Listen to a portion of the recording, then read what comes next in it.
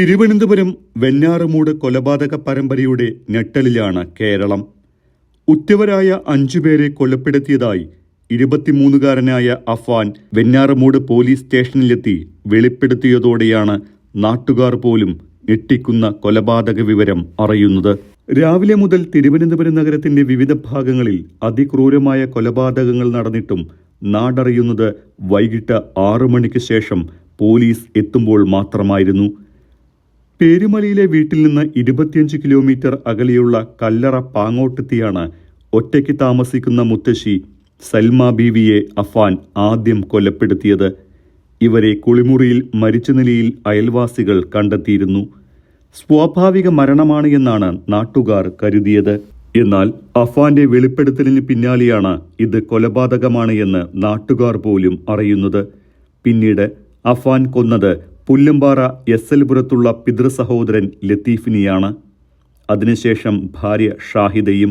Retired CRPF ഉദ്യോഗസ്ഥനായ ലത്തീഫിന്റെ മൃതദേഹം കസേരയിൽ ഇരിക്കുന്ന നിലയിലായിരുന്നുവെന്ന് നാട്ടുകാർ പറഞ്ഞു.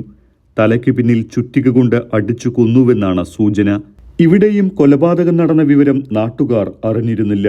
ഈ കൊടും ക്രൂരതകൾക്ക് ശേഷം അഫാൻ വീട്ടിലെത്തി അനുജനെ പുറത്തു കൊണ്ടുപോയി ആഹാരം വാങ്ങിക്കൊടുത്തുവെന്ന് നാട്ടുകാർ പറയുന്നു.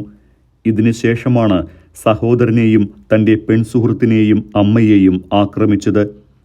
ഏറ്റവും ഒടുവിലാണ് പെൺസുഹൃത്ത് ഫർസാനിയെ കൊന്നത് എന്നാണ് സൂചന.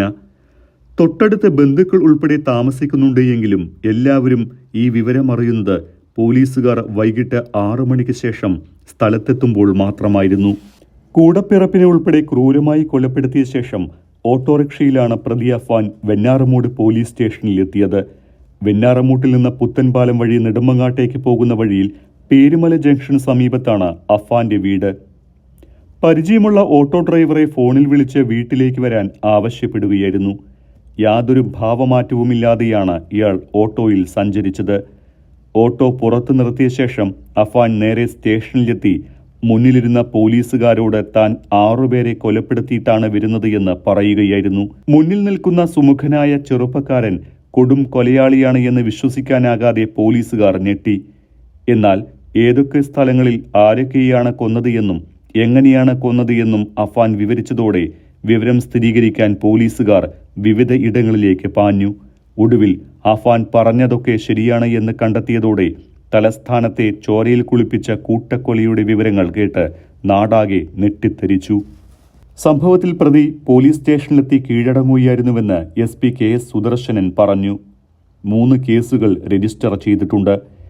പ്രതി വിഷം കഴിച്ചതായി സംശയമുള്ളതിനാൽ അഫാനെ തിരുവനന്തപുരം മെഡിക്കൽ കോളേജ് ആശുപത്രിയിൽ പ്രവേശിപ്പിച്ചതായും അദ്ദേഹം മാധ്യമങ്ങളോട് പറഞ്ഞു. അതിനിടെ പ്രതിയുടെ മൊഴിയിൽ അടിമുടി ദുരൂഹത സംശയിക്കുകയാണ് പോലീസ്.